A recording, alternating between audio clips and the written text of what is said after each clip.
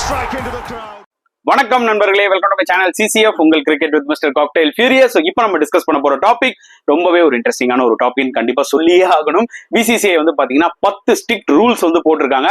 அதை தான் one by one இந்த வீடியோல பார்க்க போறோம். ஸோ டைம் வேஸ்ட் பண்ணாம ஸ்ட்ரைட்டா களத்துல இறங்கலாம்னு இருக்கேன். ஸோ ஃபர்ஸ்ட் ரூல் என்னன்னு பாத்தீங்கன்னா, எல்லா இந்தியன் கிரிக்கெட் பிளேயர்ஸுமே டொமஸ்டிக் கிரிக்கெட் விளையாடியே ஆகணும். இது வந்து கம்பல்சரி. புரியுதா உங்களுக்கு? அன்லஸ் அவங்களுக்கு வந்து ஜெனுவன் இன்ஜுரியோ இல்ல ஜெனுவன் பர்சனல் ப்ராப்ளம் இருந்தா தவிர டெஃபினட்டா வந்து பாத்தீங்கன்னா they have to play domestic cricket. அதுல எந்த ஒரு எக்ஸ்கியூஸுமே கிடையவே கிடையாது. ஈவன் வந்து பாத்தீங்கன்னா ஜெனுவன் இன்ஜுரிஸ் இருக்கும் போதோ சரி, இல்ல ஜெனுவன் பர்சனல் ரீசன்ஸா இருக்கட்டும், சேர்மன் ஆஃப் செலக்டர்ஸ் கிட்ட வந்து பாத்தீங்கன்னா இன்ஃபர்மேஷனை சொல்லணும். அவங்க வந்து பாத்தீங்கன்னா அந்த இன்ஃபர்மேஷனை கேதர் பண்ணிட்டு அக்ரி பண்ணணும். அப்பதான் அதுவுமே வந்து பாத்தீங்கன்னா அக்செப்ட் பண்ணிப்பாங்க. ஸோ இந்த அளவுக்கு ஸ்ட்ரிக்டான ஒரு ரூல். இந்த ரூல் எதுக்கு கொண்டு வந்தாங்கன்னு பாத்தீங்கன்னா, எப்படி ஐபிஎல்ல நம்ம இந்தியன் லோக்கல் டேலண்ட்ஸ் வந்து ஃபாரின் பிளேயர்ஸோட விளையாடும் போது நிறைய விஷயங்களை கத்துக்குறாங்களோ, அந்த காம்படிஷன் ஹெவியா இருக்கு பாத்தீங்களா, அதுல இருந்து அவங்களோட பெஸ்ட்டை கொண்டு வராங்களோ, அந்த மாதிரி டொமஸ்டிக் மேட்சஸ்லுமே நம்ம ஸ்டார் இந்தியன் பிளேயர்ஸ் இருக்காங்களா, அவங்களோட சேர்ந்து விளையாடும் போதோ இல்ல அவங்களோட ட்ரெஸ்ஸிங் ரூம் ஷேர் பண்ணும் போதோ டெஃபினட்டா அவங்க நிறைய விஷயங்களை கத்துக்கலாம். அண்ட் மோர் ஓவர் வந்து பாத்தீங்கன்னா நம்மளோட டொமஸ்டிக் டேலண்ட்டும் வந்து எமர்ஜ் ஆகும் இன்னும் அதிகமா. ஸோ அந்த ஒரு பாயிண்ட் ஆஃப் வியூல தான் இந்த ரூலை போட்டிருக்காங்க. ஸோ இதுதான் ரூல் நம்பர் 1. பிசிசிஐயோட செகண்ட் ரூல் என்னன்னு பாத்தீங்கன்னா, பிளேயர்ஸ் வந்து பாத்தீங்கன்னா பிராக்டிஸ் செஷனுக்காக இருக்கட்டும், மேட்சஸ் டைம்ல வந்து பாத்தீங்கன்னா ஃபுல் டீமோட தான் டிராவல் பண்ணணும். அவங்களோட ஃபேமிலி மெம்பர்ஸோட டிராவல் பண்ணக்கூடாது. ஏன்னா வந்து பாத்தீங்கன்னா ஆஸ்திரேலியா டூர்ல வந்து பாத்தீங்கன்னா 2-3 பேர் இருந்தாங்க. பிளேயர்ஸ் நேம நான் சொல்லணும்னு அவசியம் இல்லை. அவங்க வந்து அவங்க ஃபேமிலியோட வந்து அதிகமா டைம் ஸ்பெண்ட் பண்ணியிருந்தாங்க. ஓகே, ஒரு பக்கம் தனியா ஒரு டீம் வந்து பாத்தீங்கன்னா பிராக்டிஸ் பண்ணிட்டு இருந்தாங்க. அவங்க வந்து அவங்களோட ஃபேமிலி மெம்பர்ஸோட வெளியில இருந்தாங்க. அதுக்கப்புறம் லேட்டா வந்து அவங்க தனியா பிராக்டிஸ் பண்ணிட்டு இருந்தாங்க. ஸோ இது வந்து யூனிட்டியே கெடுக்குது. அதனால பிராக்டிஸ் செஷன்ஸ் டைம்லயும் இருக்கட்டும், மேட்ச் டைம்லயும் இருக்கட்டும், பிளேயர்ஸ் வந்து எல்லாருமே ஒன்னா இருக்கணும், ஃபேமிலிஸோட சுத்தக்கூடாது. இது வந்து ஒரு பேசிக் டிசிப்ளின்காக இந்த ரூலை கொண்டு வரணும் அப்படின்னு சொல்லியிருக்காங்க பிசிசிஐ. இதுதான் ரூல் நம்பர் 2. பிசிசிஐயோட 3வது ரூல் என்னன்னு பாத்தீங்கன்னா எக்ஸஸ் பேகேஜ். அதாவது பிசிசிஐ கிளியரா சொல்லிட்டாங்க இந்த பாயிண்ட்ல. அதாவது இப்போ உங்களுக்கு வந்து பாத்தீங்கன்னா 150 kg தான் மேக்ஸிமம் நீங்க வந்து பேகேஜ் எடுத்துட்டு வரணும்னு சொல்லியிருக்காங்கன்னு வச்சுக்கோங்களேன். ஸோ நீங்க 150 கீழே எடுத்துட்டு வந்தீங்கன்னா பிரச்சனை இல்லை. அதுக்கு மேல எக்ஸஸ் ஆச்சுன்னா பிளேயர்ஸ் தான் அவங்க பாக்கெட்டை விட்டு பணத்தை எடுத்து கொடுக்கணும். பிசிசிஐ அந்த ஒரு விஷயத்துல பே பண்ணாது. ஸோ இது வந்து எதுக்கு அவாய்ட் பண்றதுக்குன்னா, தேவையில்லாத எக்ஸ்பென்சஸ் அவாய்ட் பண்றதுக்கு தான் பிசிசிஐ இந்த ஒரு ரூலை கொண்டு வந்திருக்காங்க. This is rule number 3. பிசிசிஐயோட ரூல் நம்பர் 4 என்னன்னு பாத்தீங்கன்னா, பிளேயர்ஸ் வந்து அவங்களோட பர்சனல் மேனேஜர்ஸோ இல்ல ட்ரெயினர்ஸோ இல்ல செக்யூரிட்டியோ இல்ல குக்ஸோ வந்து பாத்தீங்கன்னா எந்த ஒரு டூருக்கும் கூட்டிட்டு வரக்கூடாது. அது மீறி அவங்களுக்கு ரிக்வயர்டா இருந்ததுன்னா பிசிசிஐ வந்து பாத்தீங்கன்னா ப்ரொவைட் பண்ணுவாங்க. கிளியர் கட்டா சொல்லிட்டாங்க. ஸோ நெக்ஸ்ட் என்ன ஒரு விஷயம் சொல்லியிருக்காங்கன்னா, எதுக்காக இந்த ரூலை கொண்டு வந்திருக்காங்கன்னா, to avoid some unnecessary expenses, logistics, இந்த மாதிரி நிறைய விஷயங்கள் இருக்கு. புரியுதா உங்களுக்கு? அவங்க பர்சனல் மேனேஜர்ஸோ இல்ல குக்ஸோ எடுத்துட்டு வந்தாங்கன்னா அவங்களுக்கும் ஸ்பெண்ட் பண்ண வேண்டியதா இருக்கும். ஸோ இதை எராடிகேட் பண்றதுக்கு பிசிசிஐ என்ன பண்ணியிருக்காங்கன்னா, உங்களுக்கு அப்படி ரொம்ப தேவைன்னு பட்டுச்சுன்னா நாங்க ப்ரொவைட் பண்றோம், நீங்க பர்சனலா யாரையும் கொண்டு வரக்கூடாது எந்த ஒரு டூருக்கும் சொல்லி கிளியர் கட்டா சொல்லிட்டாங்க. ஸோ இதுதான் பிசிசிஐயோட ரூல் நம்பர் 4. பிசிசிஐயோட ரூல் நம்பர் 5 என்னன்னு பாத்தீங்கன்னா, sending backs to the centre of excellence. பெங்களூர்ல இருக்கு பாத்தீங்களா, அவங்களோட எக்யூப்மெண்ட்ஸா இருக்கட்டும், பர்சனல் ஐட்டம்ஸா இருக்கட்டும், அங்க அனுப்புவாங்க. அது வந்து பாத்தீங்கன்னா எக்ஸஸா ஆச்சுன்னா கண்டிப்பா பிளேயர்ஸ் தான் அந்த அமௌண்ட்டை பேர் பண்ணிக்கணும். ஸோ இதுவும் வந்து பாத்தீங்கன்னா அன்னெசரி எக்ஸ்பென்சஸ் அவாய்ட் பண்றதுக்கும் லாஜிஸ்டிக் டைமும் அவாய்ட் பண்றதுக்கு தான் மேஜரா பிசிசிஐ கொண்டு வந்திருக்காங்க. So this is BCCI's rule number 5. பிசிசிஐயோட ரூல் நம்பர் 6 என்னன்னு பாத்தீங்கன்னா, ஒரு ஒர்க் எத்திக், ஒரு கமிட்மெண்ட்டை கொண்டு வரணும்ன்றதுக்காக இந்த பாயிண்ட் எடுத்துட்டு வந்திருக்காங்க. அதாவது என்னன்னு பாத்தீங்கன்னா, பிராக்டிஸ் செஷன்ஸ் நடக்குதுல்ல, அப்போ ஹோல் டீமுமே வந்து பாத்தீங்கன்னா பிராக்டிஸ் செஷன்ஸ் ஒன்னா ஸ்டார்ட் பண்ணணும். முடிக்கும் போதும் பாத்தீங்கன்னா எல்லா பிளேயர்ஸுமே அவைலபிளா இருக்கணும். ஸோ அப்படி இருக்கும் போது பாத்தீங்கன்னா அந்த ஒரு யூனிட்டி கிடைக்கும், அந்த ஒரு டீம் கோஆர்டினேஷன் இருக்கும். ஸோ அந்த ஒர்க் எத்திக்ஸ்ன்றது வந்து பாத்தீங்கன்னா ப்ரொஃபஷனலா இருக்கணும். சில பிளேயர்ஸ்லாம் வந்து பாத்தீங்கன்னா அவங்களுக்கு எப்போ டைம் இருக்கோ அப்போ வந்து பிராக்டிஸ் பண்ணிட்டு அதுக்கப்புறம் அந்த பிராக்டிஸ் செஷனை விட்டு போயிடுவாங்க. பட் இந்த ரூல்ல வந்து பாத்தீங்கன்னா எல்லா பிளேயர்ஸுமே வந்து பாத்தீங்கன்னா பிராக்டிஸ், ஃபார் எக்ஸாம்பிள் ஒரு 8 மணிக்கு ஸ்டார்ட் ஆகி 11 மணிக்கு முடியுதுன்னா அந்த 3 மணி நேரமும் வந்து பாத்தீங்கன்னா என்டையர் பிளேயர்ஸ் இந்த ஸ்குவாட் வந்து பாத்தீங்கன்னா அவைலபிளா இருக்கணும் பிராக்டிஸ் செஷனுக்குன்றத கிளியர் கட்டா இந்த பாயிண்ட்ல சொல்லிட்டாங்க. So this is BCCI rule number 6. பிசிசிஐயோட ரூல் நம்பர் 7 எனக்கு பிடிச்ச ரூலுங்க. PRs not allowed, personal shoot, advertisements, endorsement இது எல்லாமே வந்து பாத்தீங்கன்னா பிளேயர்ஸ் பண்ணக்கூடாது எந்த ஒரு அவே டூர்லயும். அது எதுக்காகன்றதையும் கிளியர் கட்டா சொல்லிட்டாங்க. இதெல்லாம் பண்ணா டெஃபினட்டா டிஸ்ட்ராக்ஷன் அதிகமா வரும். ஸோ ஒரு டூர்னு போகும்போது அங்க கான்சென்ட்ரேட் பண்ணணும் பிளேயர்ஸ். அதை விட்டுட்டு ஆடுக்கோ இல்ல பர்சனல் ஷூட்டுக்கோ இல்ல அவங்களோட பிஆர் வேலைகள் பண்றதுக்கும் வந்து பாத்தீங்கன்னா அது இடம் கிடையாதுன்றத ஒரு பாயிண்ட கிளியர் கட்டா சொல்லிட்டாங்க. ஸோ இதுதான் பிசிசிஐயோட ரூல் நம்பர் 7.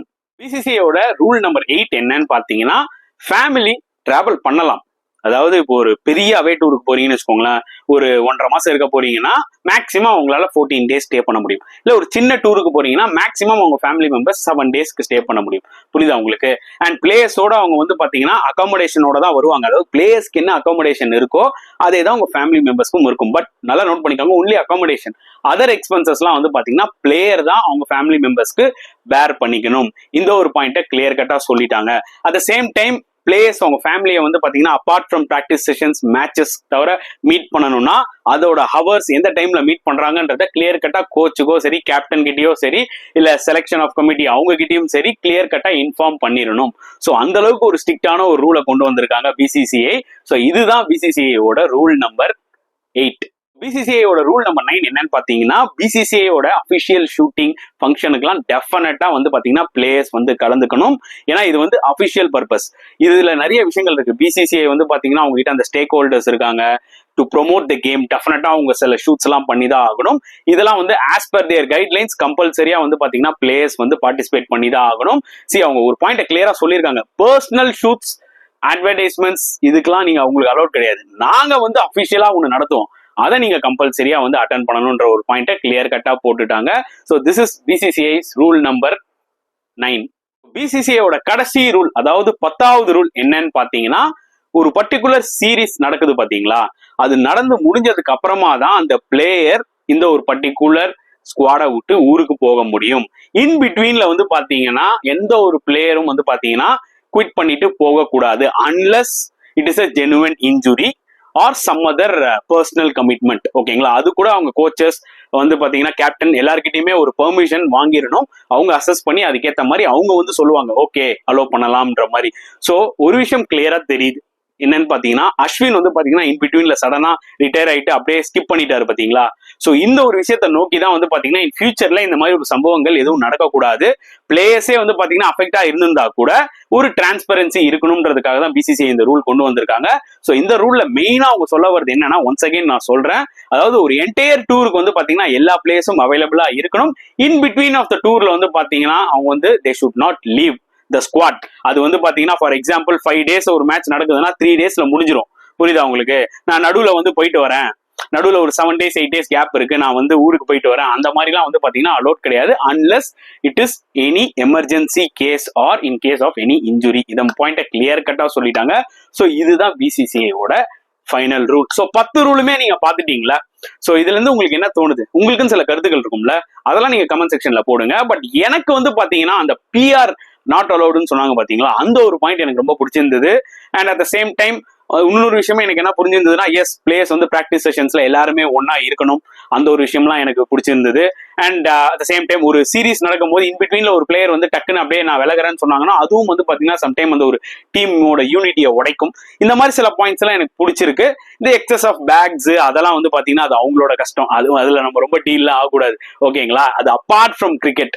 ஓகே, பட் ஒரே ஒரு விஷயம் தான் எனக்கு இருக்கு, அதாவது டொமஸ்டிக் கிரிக்கெட் விளையாடி ஆகணும் கிளியர் கட்டா சொல்றாங்களே பிசிசிஐ. பட் அன்பார்ச்சுனேட்லி இந்த ஆஸ்திரேலியா டூர்ல நீங்க பாருங்க, டொமஸ்டிக்ல பெர்ஃபார்ம் பண்ண பிளேயருக்குலாம் யாருக்குமே பெருசா ஆப்பர்ச்சுனிட்டி கிடைக்கல, பெஞ்ச்ல தான் இருந்தாங்க. கரெக்டா? T20ல பெர்ஃபார்ம் பண்ணவங்கலாம் டெஸ்ட் கிரிக்கெட்ல ஆடிட்டு இருக்காங்க. சோ இவங்க ஒரு ரூல் செட் பண்றது ஓகே, டொமஸ்டிக் கிரிக்கெட் ஆடணும், ஆனா டொமஸ்டிக் கிரிக்கெட்ல பெர்ஃபார்ம் பண்றான் பாத்தீங்களா, அவனுக்கு நீங்க ஃபர்ஸ்ட் ப்ரியாரிட்டி கொடுங்கன்றதான் நான் சொல்லுவேன். நீங்க எல்லா பிளேஸும் இப்ப டொமஸ்டிக் கிரிக்கெட் ஆடணும்னு சொல்லிட்டீங்க. சோ டொமஸ்டிக் கிரிக்கெட்ல அனலைஸ் பண்ணி இவன் நல்லா ஆடி இருக்கானா அவனுக்கு ஆப்பர்ச்சுனிட்டி கொடுங்க. அவன் அவையில செட் ஆக மாட்டான், அவையில செட் ஆவானோ அது பிரச்சனை கிடையாது. நீங்க டொமஸ்டிக் கிரிக்கெட் வேல்யூ பண்றீங்கன்னா அப்ப டெஃபினட்டா அங்க யார் நல்லா பெர்ஃபார்ம் பண்ணாங்களோ they only deserve to play in the playing 11. கரெக்டா நான் சொல்ற பாயிண்ட்? சோ அந்த ஒரு விஷயத்த வந்து பாத்தீங்கன்னா ரூல் போடுறது கரெக்ட், அதுக்கேற்ற மாதிரி பிசிசிஐ நடந்துக்கணும், செலக்டர்ஸும் நடந்துக்கணும். புரியுதா உங்களுக்கு? இந்த ஒரு பாயிண்ட்ல தான் எனக்கு வந்து பாத்தீங்கன்னா மேஜரா ஒரு பிரச்சனை இருந்தது. மத்த பாயிண்ட்ஸ் எல்லாம் எனக்கு ஒன்றும் பெருசா இல்ல. ஃபேமிலிஸ் கூட வந்து பாத்தீங்கன்னா எஸ் இத்தனை வருஷமா இருந்துட்டாங்க, ஃபேமிலி டிராவல் பண்ணிருக்காங்க பிளேயர்ஸோட, அது எந்த அளவுக்கு அஃபெக்ட் ஆகுன்றது எனக்கு தெரியல. அந்த ரூல்லையுமே எனக்கு வந்து அந்த அளவுக்கு ஒரு ஈடுபாடு இல்ல. பட் பயங்கரமான ஒரு ஸ்ட்ரிக்டான ரூல்ஸை கொண்டு வந்திருக்காங்க பிசிசிஐ. நல்லா புரிஞ்சுக்கோங்க. இன்கேஸ் பிளேயர்ஸ் இதை ஃபாலோ பண்ணலனா ஸ்ட்ரிக்டான ஆக்ஷன்ஸ் எடுக்கப்படும்.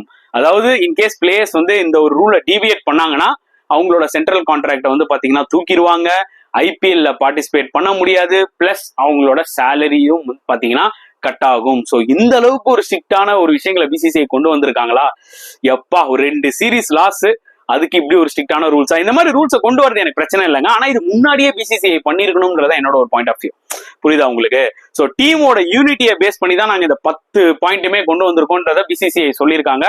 வெயிட் பண்ணி தான் நம்ம பார்க்கணும் இதெல்லாம் எப்படி போக போகுதுன்னு. இப்போதைக்கு நம்மளால வந்து பாத்தீங்கன்னா செம்மையா ரூல்ரா, மாஸ் ரூல்ரா அப்படின்னு நம்ம சொல்லவே முடியாது. ஒரு வருஷம் கழிச்சு தான் நம்மளுக்கு தெரியும். இந்த 10 பாலிசியும் போட்டிருக்காங்க பாத்தீங்களா, அதனால ஏதாவது ஒரு பலன் கிடைச்சுதான்றத நம்ம ஒரு வருஷம் கழிச்சு தான் சொல்ல முடியும். தவிர இப்போதைக்கு நம்மளால எதுவும் பெருசா சொல்ல முடியாது. ஜஸ்ட் வெயிட் அண்ட் வாட்ச் அப்படின்ற மாதிரி தான் என்னோட ஒரு பாயிண்ட் ஆஃப் வியூ. நீங்க என்ன ஃபீல் பண்றீங்க? நிறைய விஷயங்கள் உங்க மைண்ட்ல ஓடும் இந்த 10 பாயிண்ட்டை படிக்கும் போது.